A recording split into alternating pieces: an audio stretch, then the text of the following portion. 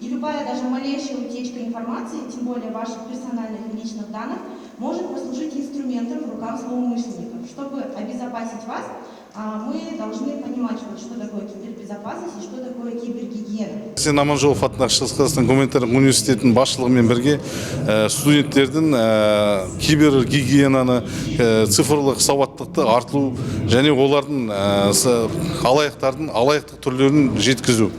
Біз осы шараны өткізе күнделікті бірнеше айға осы шараны созайық деп отырмыз. Кәдімгідей сабақ беріп біздің қызметкерлер күнделікті жұмасына бір рет осы біздің студенттерге сабақ береді. Бұл сабақтың негізгі мақсаты жәнегі алаяқтардан алдын алу шаралары, интернет саласының интернет жүйесін дұрыс қолдану және интернет жүйесінде көрсетілген сауданы жүргізу мақсатын қадағалаймыз.